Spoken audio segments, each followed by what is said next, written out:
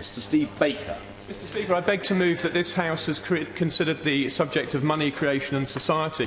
The methods of money production in society today are profoundly corrupting in ways which would matter to everyone if they were clearly understood. The essence of this debate is who should be allowed to create money, how, and at whose risk. One of the most memorable quotes about money and banking is usually attributed to Henry Ford. He said, "It's well enough that people of the nation do not understand our banking and monetary system, for if they did, I believe there would be a revolution before tomorrow morning." Well, let's hope we don't have a revolution, Mr. Speaker, because I feel sure we're all Conservatives on this side. How's it done? Well, the process is so simple, the mind is repelled.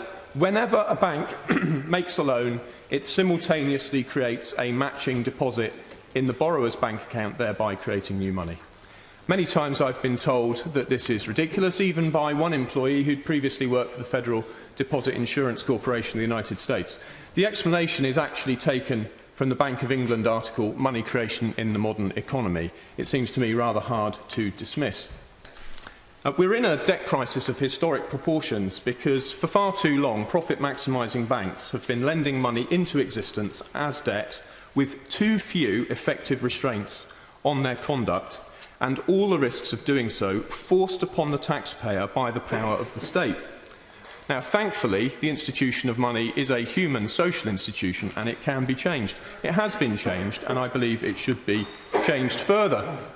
Even before QE began, we lived in an era of chronic inflation, monetary inflation, unprecedented in the industrial age. Between 1991 and 2009, the money supply increased fourfold. It tripled between 1997 and 2010, from £700 billion to £2.2 trillion, accelerating into the crisis.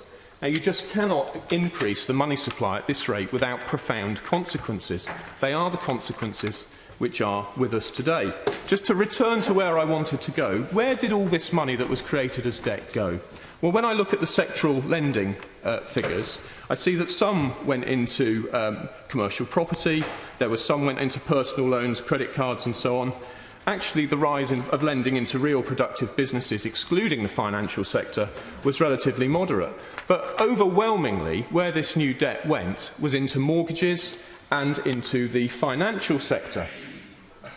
But the point I'm making is this: if a great fountain of new money gushes up into the financial sector, we should not be surprised that we find that the banking system is far wealthier than anybody else. We shouldn't be surprised if financings, housing, London and the South East are far wealthier than anywhere else. Indeed, I remember when QE began, house prices started rising in Chiswick and Islington. The point is this, Mr. Speaker, that money is not neutral. It redistributes real income from later to earlier owners, that is, from the poor to the rich on the whole.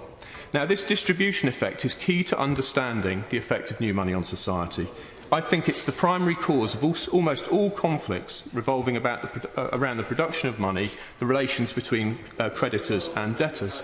Now, given that, I think it raises the question at the heart of this debate. I mean, who should create the money?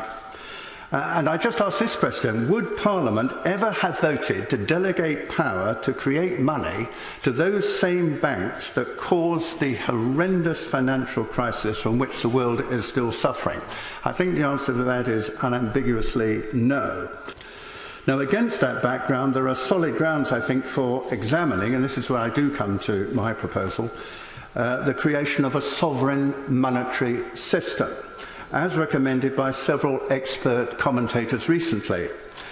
Martin Wolf, who, as everyone in this House will know, is an influential chief economics commentator of the FT, wrote an article a few months ago, on the 24th of April to be precise, entitled "Strip Private Banks of Their Power to Create Money." This is from Martin Wolf, recommending switching from bank-created debt to a nationalised money supply. Also, Lord Adair Turner, who was the former chair of the Financial Services Authority, delivered a speech about 18 months ago in February 2013 discussing an alternative to quantitative easing which he termed overt money finance, which is also known as a form of sovereign money. Now, such a system, and here I will describe its main outlines, such a system would restrict the power to create all money to the state via the central bank. Changes to the rules governing how banks operate would still permit them to make loans, but would make it impossible for them to create new money in the process. The central bank would continue to follow the remit set by the Chancellor of the Exchequer, which is currently to deliver price stability, which is defined at the present time as inflation target of 2%. The central bank would be exclusively responsible for creating as much new money as was necessary to support non-inflationary growth. Decisions on money creation will be taken independently of government by a newly formed Monetary Creation Committee or by the existing Monetary Policy Committee, either of which would be accountable to the Treasury Select Committee. And I think that accountability to the House is crucial to this whole process. Now, I conclude that I believe a sovereign monetary system offers a very considerable advantages over the present system. It would create a better and safer banking system because banks would have an incentive to take lower levels of risk, since there would be no option of a bailout or rescue from taxpayers, and thus moral hazard would be reduced. Second, it would increase economic stability because money creation by banks tends to be pro-cyclical, as I've explained, whereas money creation by the central bank would be counter-cyclical. Thirdly, sovereign money crucially supports the real economy when under the current system, 83% of lending does not at the moment go into productive investment. I underline that 3 times.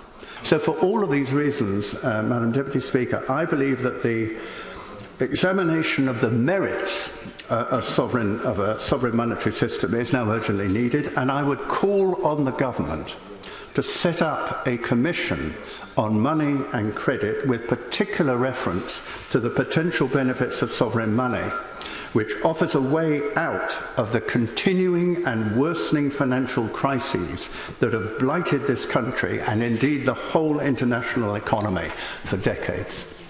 This is an issue that has not been debated for well over a century. And I think we wouldn't be having this debate if it wasn't for the fact that we are still in the midst of tumultuous times. We had the banking crash, we had the corresponding crash in confidence in the banking system and in the wider economy.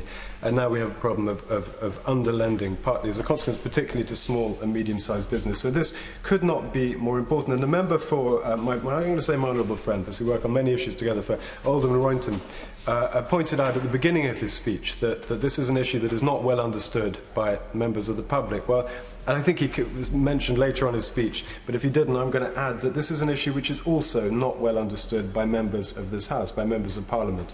And I would include myself in that, and I suspect most people here would be humble enough to recognise that this is such a complex issue, this banking wizardry we're discussing today, that very few people really properly understand it. And if members of Parliament don't really understand how money is created, and I really believe that is the majority position, certainly based on discussions I have been having, how on earth can we be confident that the reforms we brought in over the course of the last few years are going to work, are going to prevent repeat collapse of the sort which we saw before the last election?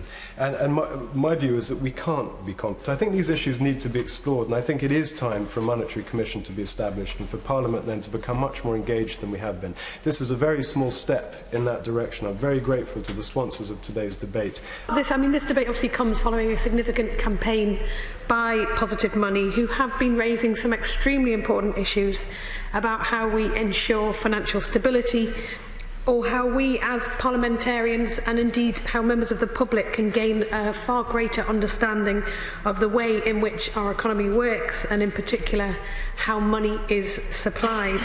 And I'd also like to pay tribute to the Honourable Member for Oldham for his good explanation of the positive money agenda, which is certainly an idea worthy of thought, and I will come on to that.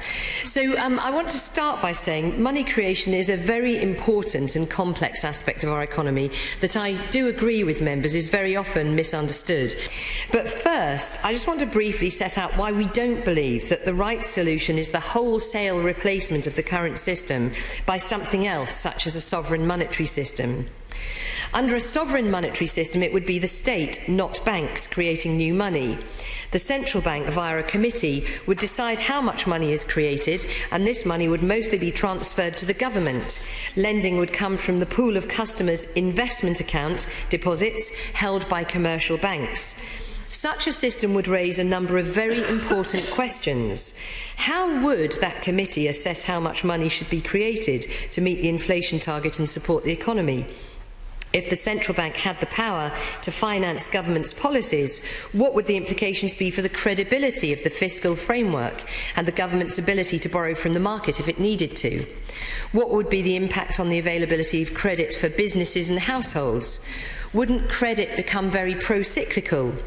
Wouldn't we incentivise financing households over businesses? Because in the case of businesses, banks would presumably expect the state to step in. Wouldn't we be encouraging the emergence of an unregulated set of new shadow banks? And wouldn't the introduction of a totally new system, untested across modern advanced economies, create unnecessary risk at a time when what people need is stability? So in conclusion, this government's belief is that the current system, modified and improved with far greater competition, is the one that will serve the economy best.